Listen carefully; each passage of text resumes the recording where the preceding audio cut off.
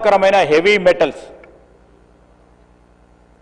Lead కానీ mercury కానీ arsenic స్థాయిలు ఉండాల్సిన కంటే ఎక్కువ ఉన్నాయి అధ్యక్ష. పారిశ్రామిక రసాయన వ్యర్థాలే ఈ దుస్థితికి కారణమని, దీనివల్ల రాబోయే తరాలకి జెనెటిక్ మ్యూటేషన్స్ వచ్చే ప్రమాదం ఉందని అనేక సందర్భాల్లో సైంటిఫిక్ స్టడీస్తో పాటు డాక్టర్స్ కూడా మనకు తెలియజేయడం జరిగింది అధ్యక్ష. మనం ఇప్పుడైనా మేల్కోకపోతే ఏదో ఒక రోజు హైదరాబాద్ కూడా ఢిల్లీలా మారడం ఖాయం. దీనికి ఎంతో దూరం లేదు. ఈరోజే మా సోదరులు ఇక్కడున్న ఎయిర్ క్వాలిటీకి సంబంధించిన అంశం విషయంలో మదన్ మోహన్ రావు గారు చెప్తా ఉన్నారు. ఈ ఏక్యూఐకి సంబంధించి ఎందుకు మళ్ళొక్కమారి జలుబు వచ్చిందా 2 రోజుల్లో అంటే, ఈరోజు నీ ఏక్యూ చెక్ చేస్తే దాదాపు 179, 200 వరకు పోయింది. దానివల్ల కావచ్చు అని చెప్తా ఉన్నారు. చాలామందికి కూడా ఈ విధంగా ఇబ్బంది పడతా ఉన్నారు అధ్యక్ష. Until unless we realise now, భావితరాలకు సంబంధించిన అధ్యక్ష ఢిల్లీ లాగా అవుతాం అధ్యక్ష, ఎంతో దూరం లేదు అధ్యక్ష. ఈరోజు జరుగుతా ఉన్న పరిణామాలు చూస్తే స్పష్టంగా ఏర్పడతా ఉన్నాయి. అప్పుడు ప్రతి ఇల్లుకు ఒక ఆసుపత్రి అవసరం ఉంటుంది అధ్యక్ష. ఈరోజు పిల్లలకు బొమ్మలు బుక్స్ కొనిపించినట్లే ప్రతి ఇంటికి రాబోయే తరాలకు మనం ఈరోజు ప్రికాషనరీ స్టెప్స్ తీసుకోకుంటే అందరికీ కూడా నెబులైజర్స్ ఇవ్వాల్సి వస్తుంది అధ్యక్ష, ఇన్హేలర్స్ కూడా ఇవ్వాల్సి వస్తుంది. ఇక్కడ ఉన్న సభ్యులు నేను దయచేసి కోరుతా ఉన్నా, రాజకీయాలు పక్కన పెట్టండి, ఒకసారి ఆలోచన చేయండి.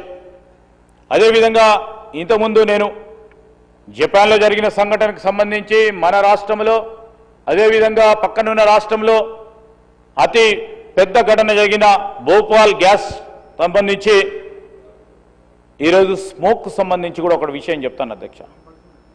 లండన్ గ్రేట్ స్మోక్ 1952లో లండన్ నగరం ఒక భయంకరమైన గ్రేట్ స్మోక్ ని చవి చూసింది అధ్యక్ష. వేలాది మంది ప్రాణాలు కోల్పోయారు. అప్పుడు ఆ దేశం మేల్కొని ప్రపంచంలోనే క్లీన్ ఎయిర్ యాక్ట్ తీసుకొచ్చింది. ఆ చట్టం ద్వారా నడిబొడ్డున ఉన్న భారీ పరిశ్రమలను అన్నిటిని కూడా నగరం వెలుపలకు తీసుకెళ్లింది అధ్యక్ష. ఇన్సెంటివ్ ఇయ్యలే, సబ్సిడీలు ఇయ్యలే, ఏ విధమైన ఆలోచన లేకుండా కఠినంగా పోవాలని కూడా చెప్పడం జరిగింది అధ్యక్ష. ఆనాడు వారు తీసుకున్న కఠిన నిర్ణయం వల్లనే ఒకప్పుడు మురికిగా విషతుల్యంగా ఉన్న రివర్ థేమ్స్ ఈరోజు రివర్ థేమ్స్కి సంబంధించి ముఖ్యమంత్రి గారు కూడా 2 సందర్భాల్లో 3 సందర్భాల్లో సభ దృష్టికి తీసుకొచ్చారు అధ్యక్ష. వారు కూడా ఆ రివర్ థేమ్స్కి సంబంధించి రీజనరేషన్ ప్రాజెక్టుకు సంబంధించిన అంశం విషయంలో ప్రస్తావన చేయడం జరిగింది.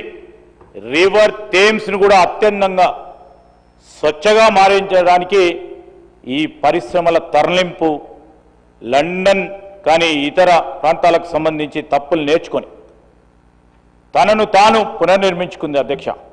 అదే స్ఫూర్తితో ఒక మూసీ నదిని కూడా పునర్జింపజేసి భావి తరాలకు ఒక జీవన నదిగా అందించాల్సిన ఒక తాపత్రయం మా ప్రభుత్వం అధ్యక్ష. మీరందరూ కూడా చూస్తూ ఉన్నారు, పెద్దలందరికీ తెలుసు, చాలా దేశాలు విదేశాలు తిరిగి వచ్చారు అధ్యక్ష. ఈరోజు చైనాకు సంబంధించిన బ్లూ స్కై పాలసీ ఉంది అధ్యక్ష. ఈ బ్లూ స్కై పాలసీకి సంబంధించి మరి నగరం మధ్యలో ఉన్న వేలాది భారీ పరిశ్రమలు నిర్ణీత గడువులో దూరంగా ఇండస్ట్రీలు తరలించాలని ఒకటే ఒక మెమో ద్వారా కేవలం 2-3 ఏళ్లలో ఆ బ్లూ స్కై పాలసీని ఇంప్లిమెంట్ చేసే కార్యాచరణ తీసుకొని ఈరోజు మొత్తం ప్రపంచ దేశాలకే ఆదర్శంగా నిలబడే కార్యక్రమం చేశారు అధ్యక్ష. ఈరోజు ఓ పక్కన వీఆర్ కంపీటింగ్ విత్ కంట్రీస్. ఈరోజు భారతదేశానికి సంబంధించి కానీ ప్రత్యేకంగా మన తెలంగాణ రాష్ట్రానికి సంబంధించి అవన్నిటిని కూడా బెస్ట్ ప్రాక్టీసెస్ ఉదాహరణగా తీసుకోవాలని, వారు సక్సెస్ అయితే మనం ఎందుకు సక్సెస్ కాలేము? రేపటి భాగ్యనగరం కోసం, రేపటి మన పిల్లల కోసం రాజకీయాలను పక్కన పెట్టి మనమందరం కూడా ఏకమై పరిశ్రమలకు సంబంధించి మీరందరూ చెప్పాలి, ఓఆర్ఆర్ అటువైపు పోవడం అవసరమా లేదా అని ఒకసారి అడుగుతా ఉన్నాం అధ్యక్ష.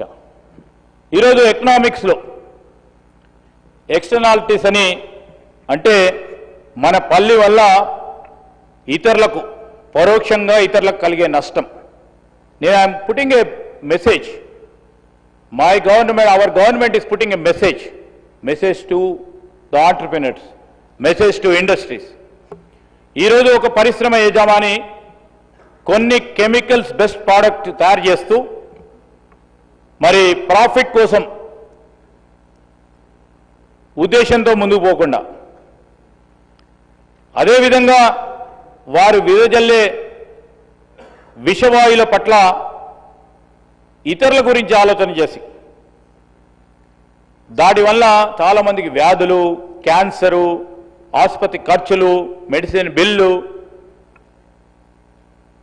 ఎంత సోషల్గా రెస్పాన్సిబిలిటీ ఫీల్ అవుతున్నారు ఒకసారి ఆలోచన చేసి ముందుకెళ్లే తరుణంలో వాళ్ళ గురించి ఆలోచన చేయాల్సిన బాధ్యత ప్రభుత్వం పైన ఉంటుంది. లాభం యజమాని తీసుకుంటున్నాడు కదా, ఈ కాస్ట్ ఆఫ్ పొల్యూషన్ మాత్రమే సామాన్య ప్రజలు భరిస్తూ ఉన్నారు. దీన్ని నెగటివ్ ఎక్స్టర్నాలిటీ అంటారు అధ్యక్ష.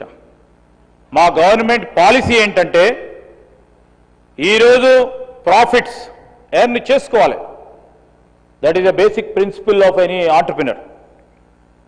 బిజినెస్ కూడా డెవలప్ చేసుకోవాలి, కొత్తగా పెట్టుబడులు రావాలి, పెట్టండి అని కోరేదానికి మేము కూడా అనేక సందర్భాల్లో కోరుతా ఉన్నాం.